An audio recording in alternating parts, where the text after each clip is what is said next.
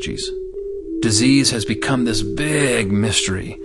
Now we nobly praise those who join forces to fight disease. Billions and billions of dollars are raised to fund the fight, to create more weapons of war, more high-priced patents for more high-priced drugs.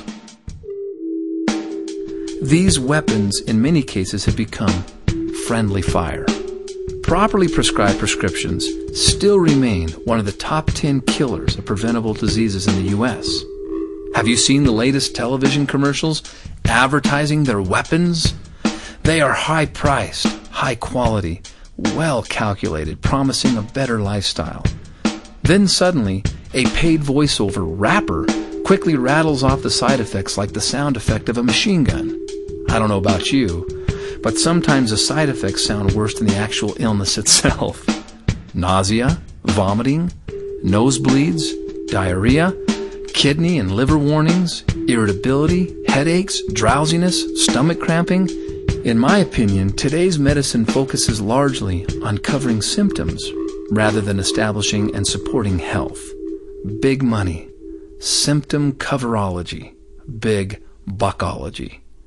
Shouldn't the side effects say, side effects may include energy, better health, and a feeling of well-being? At ForeverGreen, we embrace all healers and doctors alike. We are most committed, however, to education and responsibility, one person at a time. Know who to go to for what and when. We believe, however, that you are the greatest healer of all. Your body will perform miracles by the minute when you take responsibility by honoring the intelligence of this human body.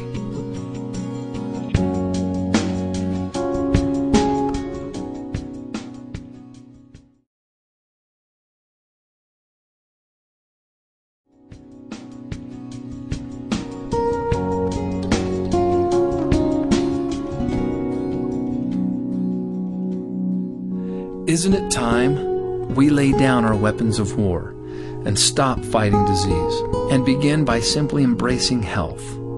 Health has become guesswork. The truth is, health is simple. It's been around forever.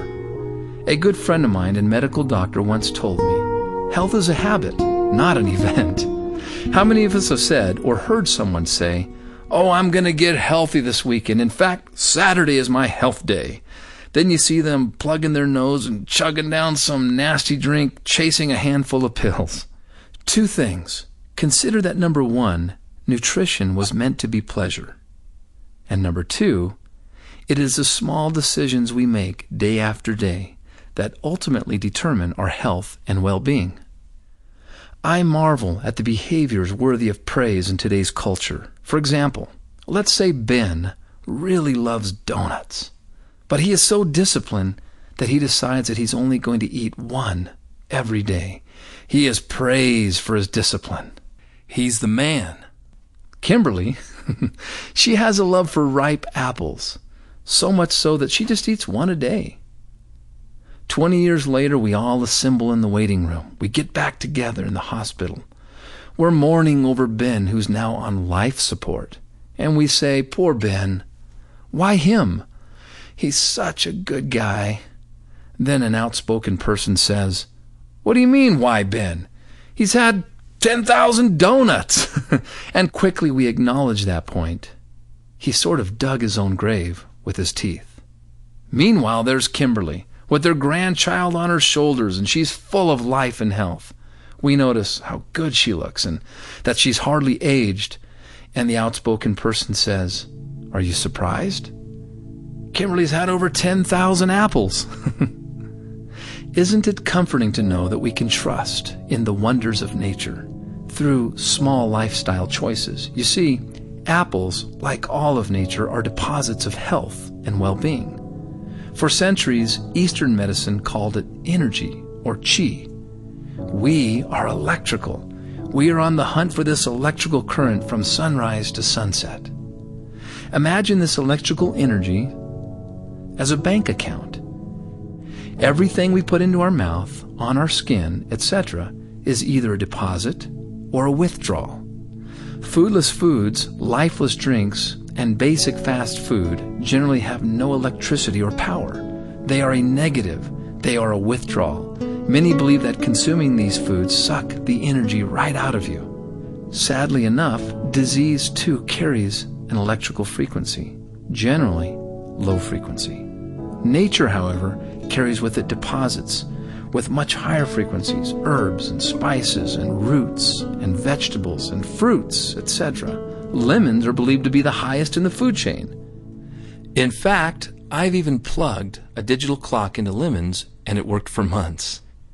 Pure essential oils come in as high, if not higher, and flowers, in particular roses, are believed to emit the highest electrical frequency in the plant kingdom. It's now easy to understand why we are the sickest generation ever, why cancer is the #1 killer of our children by disease.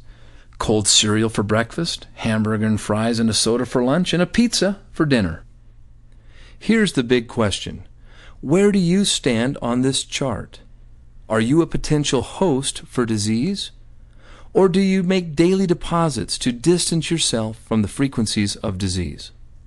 So, based on this theory of deposits and withdrawals, let's now finally remove the guesswork on how to embrace health.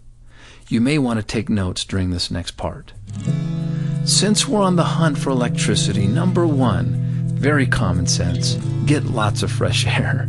It's believed that air carries an electrical current, particularly before a storm. Breathe deep. It's free. #2, water. Interesting how nature is 70% water. The earth is 70% water. Our bodies from the neck down are 70% water, and our brains 93-94% water. We are walking water. What we drink today walks and talks tomorrow. Water is believed to have energy. The brain, being 94% water, is designed to rehydrate every 24 hours. When we don't rehydrate, we get what's called dehydration of the brain, or commonly known, a headache. But because most of us don't know better, we take 2 aspirin with just enough water to swallow it. Next time, try hydrating the brain. You'll be amazed. #3, sunshine. What would happen if the sunshine were a no-show tomorrow? Sunshine in moderation is a charge. Sunshine produces rare micronutrients in the body that only the sunshine can give. Scientists were baffled for years when they discovered phytonutrients and phytochemicals in the plant kingdom, grown in soil that they believed to be deficient. Later, the discovery was made that when combining air, water, and sunshine, nature performed its nutritional miracles, like that beautiful flower that blooms under the care and inspiration of air, water, and sunshine. Imagine perhaps that we are no different. #4, exercise. It can look 100 different ways. Try walking. Studies show that walking not only enhances our physical being, but our psychological health as well. Maybe we don't need more psychiatrists. We need more walkers 3 to 4 days a week.